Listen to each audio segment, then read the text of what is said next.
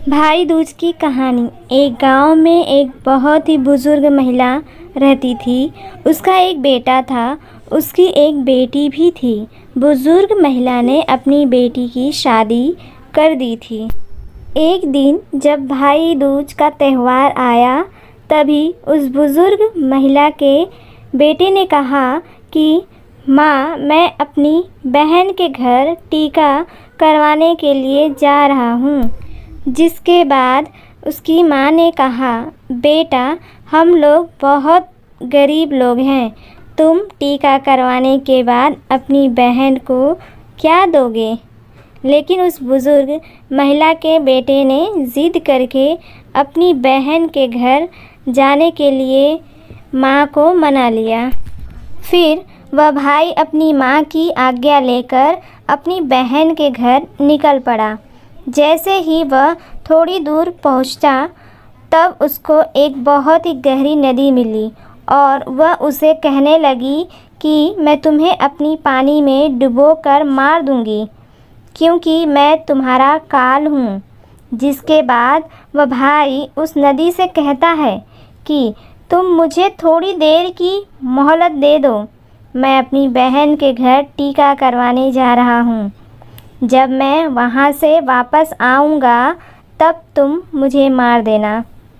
जिसके बाद वह नदी भाई को आगे जाने के लिए रास्ता देती है और फिर वह भाई आगे की ओर चल देता है। थोड़ी दूर पहुँचने के बाद उसको एक शेर मिलता है जो कहता है, मैं तुम्हें खा जाऊँगा।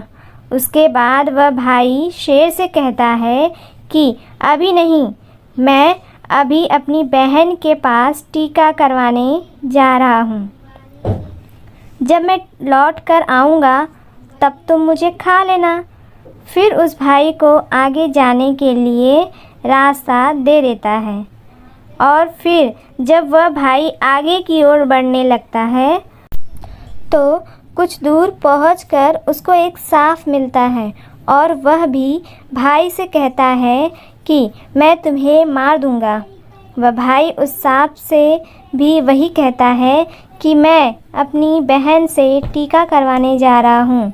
जब मैं लौट कर आऊँगा, तब तुम मुझे मार देना।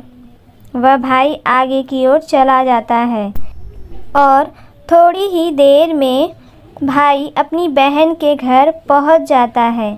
जब वह अपनी बहन के घर पहुँचता है, तो घर के बाहर से आवाज़ लगाता है, लेकिन घर के अंदर उसकी बहन सूत काट रही होती है। सूत को काटते वक्त उसका धागा टूट जाता है और वहाँ के लोगों की यह मान्यता थी कि अगर सूत काटते वक्त अगर धागा टूट जाए, तो बाहर कोई भी बुला रहा हो और वह बिना आवाज़ करे और बिना धागा को जोड़े चली जाए, तो वह व्यक्ति मर जाएगा। वह बिना आवाज़ किए धागा जोड़ने लगती है, लेकिन जब भाई के आवाज़ लगाने पर भी उसकी बहन नहीं आती है, तो वह वहाँ से जाने लगता है। तभी उसकी बहन उस धागे को जोड़कर तुरंत अपने भाई के पास जाकर उसको रोकती है और उसको अपने घर ले जाती है। वह बहन अपनी पड़ोस में रहने वाली महिला के पास जाती है और उससे पूछती है कि भाई दूज के दिन क्या बनाया जाता है। तब वह महिला उसको बताती है कि तुम तेल से अपने चूल्हे को पीली और घी में चावल पकाओ। वह बहन घर जाकर पड़ोस के द्वारा बताई हुई चीज़ों को करने लगती है और तभी उसका भाई उससे कहता है कि बहन, मुझे बहुत ज़ोरों से भूख लगी है। लेकिन उसकी बहन पड़ोस की महिला की बातों में आकर काम कर रही होती है।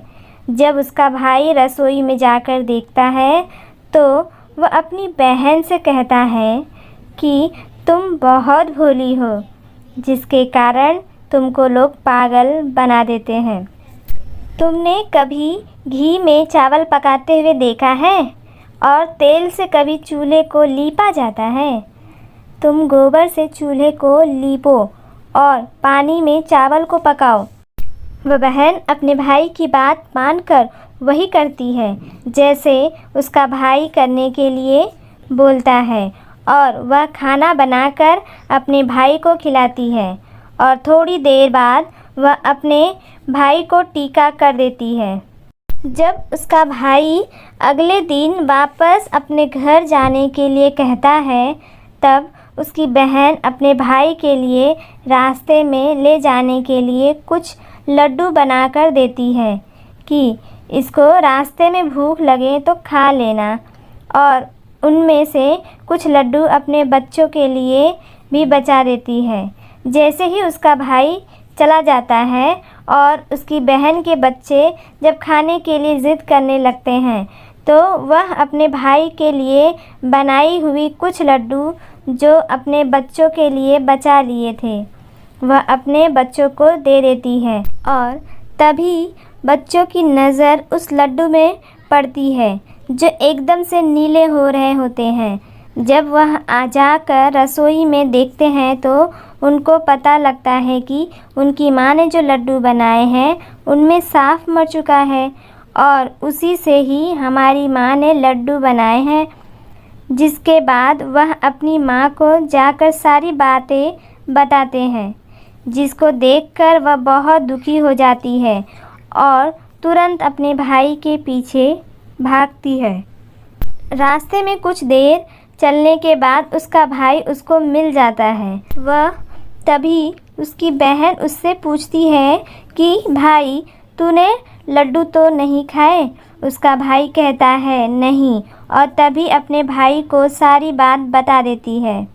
लेकिन तभी उसका भाई कहता है तुमने मेरी जान आज तो बचा ली है, लेकिन तुम मेरी जान कब तक बचाओगी? और अपनी बहन को वो अपने साथ हुए रास्ते में सभी चीज़ों के बारे में बता देता है।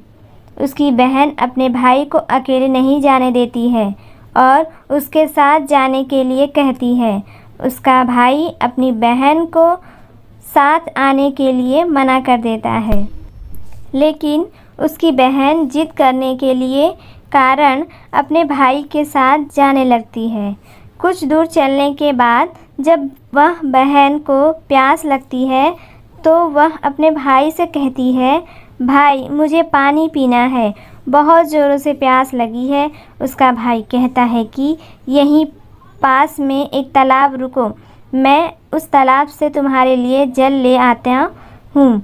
वह अपने भाई को तालाब के पास नहीं आने देती है और स्वयं ही अकेले तालाब के पास जाती है। जब वह तालाब के पास पहुँचती है तब उसको ही बुज़ुर्ग महिला मिलती है। वह बुज़ुर्ग महिला को तालाब के पास देख उसकी बहन उससे पूछती है आप कौन हैं? जब वह बुज़ुर्ग महिला बताती है कि मैं एक भाई का इंतज़ार कर रही हूँ, उसकी बहन ने एक सांप को मारा है जिसके लिए मैं उसका काल बनकर बैठी हूँ। उसकी बहन उस बुज़ुर्ग महिला से अपने भाई की जान बचाने के लिए पूछती है और तभी वह बुज़ुर्ग महिला उससे कहती है कि तुम अपने भाई को खूब गालियाँ दो और जब तक उसकी शादी ना हो जाए तब तक तुम उसकी सारी घात टाल दो तो तुम्हारे भाई की जान बच सकती है। वह बहन तुरंत वापस जाकर अपने घर से एक मांस का टुकड़ा और एक चुनरी और एक कटोरी में थोड़ा सा दूध लेकर अपने भाई के पास आती है और उससे कहती है चलो। जैसे ही वह दोनों रास्ते में थोड़ी दूर चलने के पश्चात उनको एक वहीं शेर मिलता है जिसने उसके भाई को मारने के लिए पहले भी रोका था। जैसे ही वह शेर उसके भाई को मारने के लिए आगे बढ़ता है तब उसकी बहन शेर को एक मांस का टुकड़ा खाने के लिए दे देती है, जिससे शेर उस मांस के टुकड़े को खाने लगता है और वहाँ से दोनों लोग आगे चल देते हैं। आगे पहुंचकर जब थोड़ी दूर पर वही सांप मिलता है तो वह सांप को अपने साथ लाई हुई एक कटोरी में दूध को सांप के आगे रख देती है, जिससे सांप दूध पीने लगता है और वह लोग आगे की ओर चले जाते हैं। आगे जब नदी के पास पहुंचते हैं तब उसकी बहन नदी को एक चुन्नी दे देती है, जिससे नदी प्रसन्न होकर उसके आगे जाने का रास्ता दे देती है और थोड़ी देर पश्चात वह लोग अपने घर पहुंच जाते हैं। घर पहुंचकर उनकी माँ अपने दोनों बच्चों को देखकर बहुत खुश हो जाती है, लेकिन उसकी बहन अपने भाई को गालियाँ देना शुरू कर देती है। यह देखकर माँ बेटे दोनों बहुत आश्चर्यचकित हो जाते हैं और थोड़ी दिन गुजरने के बाद जब अपने बेटे का विवाह करने लगती है, विवाह के लिए जब निकासी की बारी आती है तब उसकी बहन कहती है, पहले मेरी निकासी करो और मेरे भाई को आगे के रास्ते से नहीं, पीछे के रास्ते से लेकर जाओ। बहन के ऐसा बोलते ही आगे का दरवाज़ा टूटकर गिर जाता है, जिसको देखकर सभी लोग हैरान हो जाते हैं। और फिर जब फेरों की बारी आती है तब उसकी बहन कहती है, पहले मेरे फेरे करो, मेरे भाई के बाद में।